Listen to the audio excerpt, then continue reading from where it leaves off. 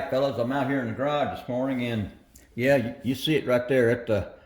I got this sucker done, and I'll go over this in a minute because that was a chore. I got a little mail call here. I've got 3 shop cards that came in, so I want to go over those a little bit here first. This one is from Dan over at 6T's Rule. And I'm gonna tell you what, doesn't this remind you back in the day, the old tie-dye t-shirts? You guys remember when we were hippies, right?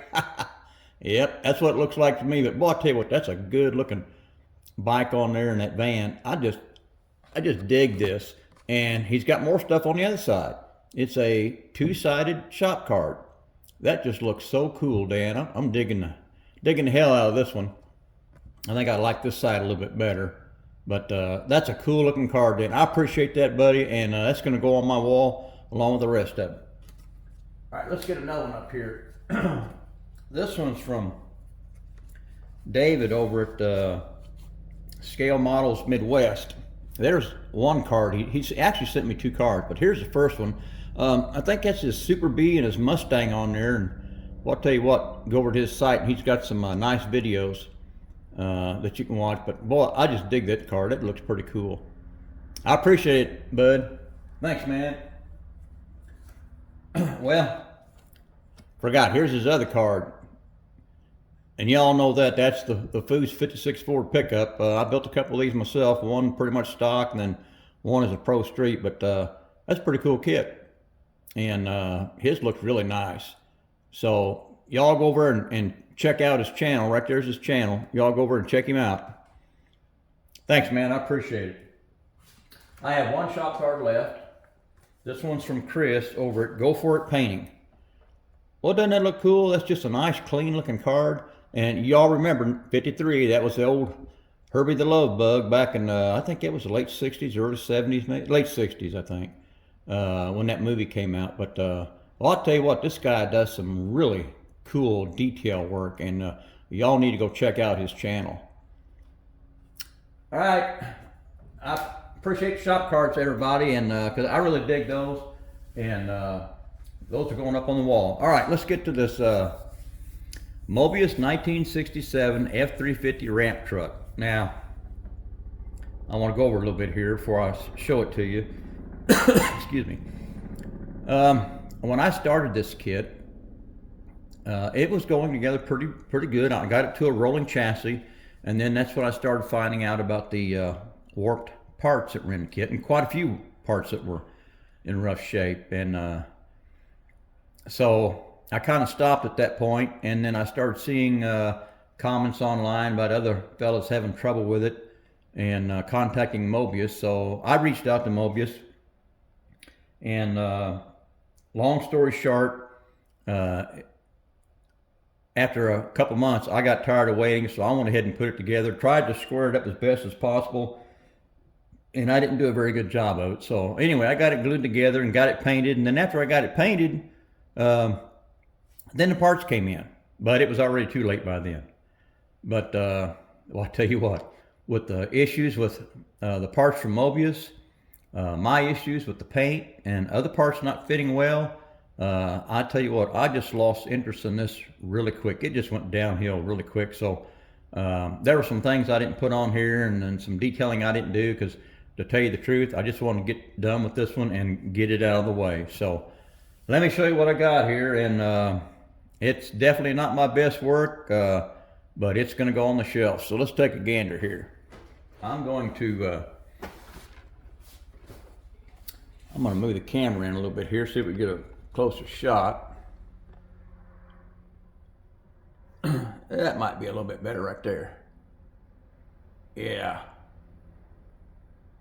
All right. Just a recap here on what I painted it with. This is, of course, you guys know, all I use nowadays is the Tamiya X Series paint, which is the acrylic. And this is what I used, the X14 Sky Blue. And it matched up pretty close. And then, of course, I thinned it with the Mr. Color leveling thinner, the old unicorn tears. You guys know that. All right. Man, I'm going to tell you what, I put my Chevy 2 Nova up there, like this old boy's hauling this one to the track to get ready to do a little, do some passes down the quarter-mile strip. But I didn't, I had thought about putting some bare metal foil on this piece down here and that, but you know, like I told you guys, I lost interest in this really quick, so I gave up on it. I did not do that. This thing is so long, I had to put some paint sticks down because it wouldn't fit on my little table here. I did put the clearance lights on top of the cab. That windshield, I tell you what, I fought that, and I got it the best I could. It just does not fit that opening whatsoever. I had that piece in there, and just about gave up on it, but I popped it out. I think I popped it out 2 or 3 different times after gluing it because I wasn't satisfied with it. And I think I got it the best I could, so that's about it. And it, you know, the whole back of this thing, it's hard to see, but it's warped pretty good. You know, it leans like this. The passenger side back here, it is tilted up. Can't see it from the picture, but it's in pretty rough shape. It's warped really bad. I painted those wheels on there. I think that was with the, it wasn't Rust-Oleum, it was the Krylon chrome paint that they have. I think that's what I used on there, and then I highlighted everything with a black Sharpie.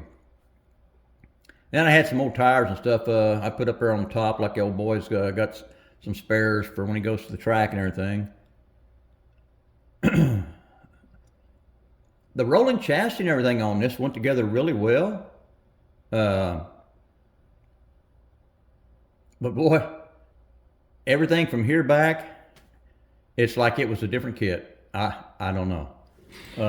Let me pull that Chevy 2 Nova off there and I'll show you. They give you these in the kit, these little ramps for the back. You know, they attach onto the back of the back here, you know, and you can display it, you know, where the car's maybe half up on the ramp or whatever. But you can't lay them up here because they slide off. So they're just for display only if you want to show the car halfway up, if you've got one on the back. And those chalks back there, they're just sitting there for display. I haven't glued them on yet, but that's probably where they're going to go.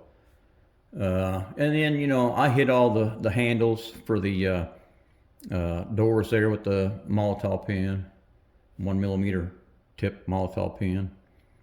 I painted these bars up here with Model Masters chrome paint, and I'm gonna take my phone off the tripod here, and I'll open the hood up and show you what's in there. Like I said, I didn't do a whole lot of detail on this because I just kind of lost interest in it, and I tell you what, I'm glad it's done. But give me a second here and we'll get a different angle. All right, fellas, I got the hood off. I think we can see now, but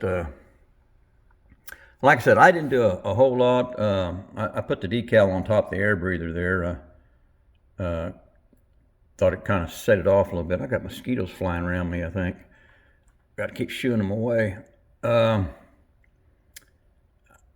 know, if I would have really got into this model and everything would have went well, I would have probably ran the cables to the battery and maybe some stainless steel lines off of the master cylinder, but I just didn't do it. I did add the heater hoses down in there. They come in the kit, and I went ahead and put those on, but I didn't do a whole lot of detailing. That's not very clear, is it? Yeah, there we go. I didn't do a whole lot of detailing. I did wire it and put the plug boots on, but whoops. But that was about all I did in there. I got the jack in there. All in all, fellas, oh, I got a piece that fell off there of that chalk on the back. I think when I bumped it. All right, let me put that back up there.